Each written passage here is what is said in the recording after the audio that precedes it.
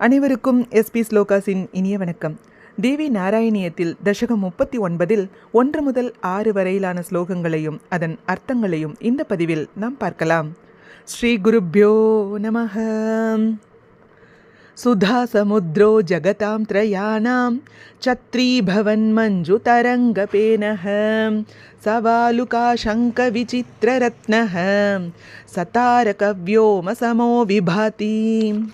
பொருள்: பூமிக்கு மேலே ஸ்வர்கலோகம், பிரம்மலோகம், கைலாயம், வைகுண்டம், அதற்கும் மேல் அமுத சமுத்திரம், பிரம்மாண்டங்கள் கோடிக்கணக்கில் உண்டு. ஒவ்வொன்றிலும் சிவனும் விஷ்ணுவும் அவரவர் உலகங்களும் உண்டு. எல்லாவற்றிற்கும் மேலே அமுத சமுத்திரம், அதனால் அதை பிரம்மாண்டங்களின் குடை என்று சொல்லப்படுகிறது. இந்த அமுத சமுத்திரத்தை பார்த்தால் நட்சத்திரங்களோடு கூடிய ஆகாயம் போல் தோன்றும். அமுத சமுத்திரத்தில் உள்ள ரத்தினங்களும் முத்துக்களும் சங்குகளும் ஆகாய நட்சத்திரங்கள் போல் ஜொலிக்கின்றன.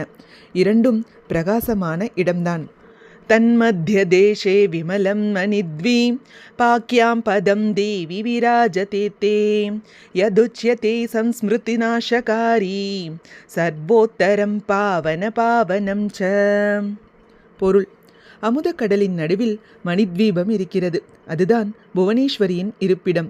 மும்மூர்த்திகளும் இங்குதான் விமானத்தில் வந்து புவனேஸ்வரியை தரிசித்தார்கள். இங்கு வந்தால் ஜீவனின் சம்சார துக்கம் தீரும். கிருஷ்ணனும் ராதையும் கோலோகத்தில் ராசமாடினார்கள். அதைவிட மகத்தான இடம் மணித்வீபம்.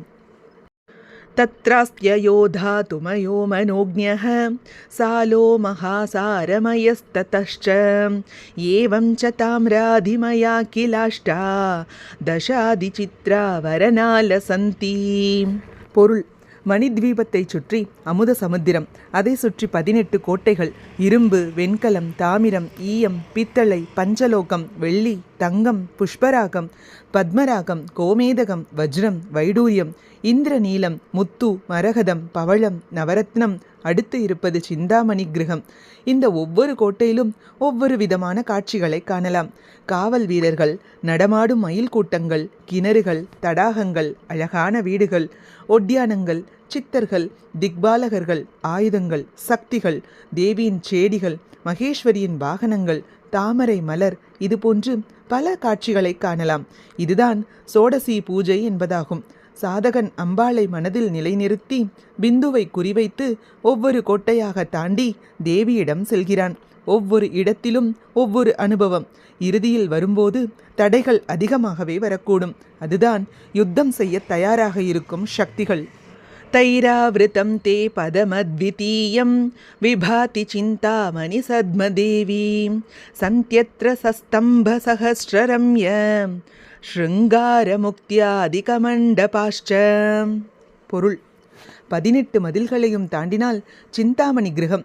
அதன் மத்தியில் தேவியின் இருப்பிடமான ஆயிரங்கால் மண்டபம். அம்மண்டபத்தின் 4 பக்கத்திலும் 4 மண்டபங்கள்: சிருங்கார மண்டபம், முக்தி மண்டபம், ஞான மண்டபம், ஏகாந்த மண்டபம். அவைகள் பலவிதமான நறுமணங்களோடும் சூரியனுக்கு சமமான காந்தியுடனும் பிரகாசித்துக் கொண்டிருக்கும். பிரம்மாண்ட கோட்டி சுகமா வசந்த உபாசகாஸ்தே மனுஜாசுராஷ்ச தைத்யாஷ்ச சித்தாஷ்ச ததேதரே ச யதந்ததோ யாந்தி பதம் ததேதத். பொருள்: மனிதர்கள் பூமியிலும் தேவர்கள் தேவலோகத்திலும் அவரவர்கள் இடத்திலிருந்து தேவியை தியானம் செய்கிறார்கள். எல்லோரும் விரும்புவது பரமபதம். அதுதான் மணித்வீபம். இதைவிட மகத்தான இடம் எதுவும் இல்லை. त्वं मण्डपस्था बहुशक्तियुक्ता शृणोषि देवी कलगीतकानि ज्ञानं विमुक्तिं च ददासि लोक रक्षामजस्रं कुरुषे च देवी. பொருள்: மண்டபங்களின் 4 பக்கத்திலும் நறுமணம் கொண்ட மல்லிகை, குந்தம் போன்றவைகளும், தாமரை தடாகங்களும், அமிர்த ரசத்தோடு ரீங்காரம் செய்யும் வண்டுகளும் அன்னங்களும் நிறைந்து இருக்கும்.